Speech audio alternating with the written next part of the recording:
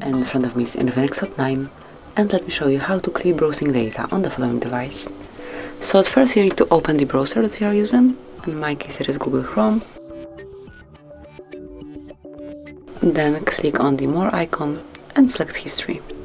Here you will notice Clear Browsing Data, and now you've got basic and advanced options. Under basic you can find browsing history, cookies and site data, and cached images and files. Then under advanced you have a few more, which are saved passwords, autofill from data, and site settings.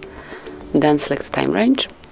Pick the period of time from which you would like to remove your history and data connected with your browser. And I will pick all time because I would like to clear it fully, and then just tap on clear data. And that's it. As you can see, there is no more history here, so it has been done. Thank you for watching. Please subscribe our channel and leave the thumbs up.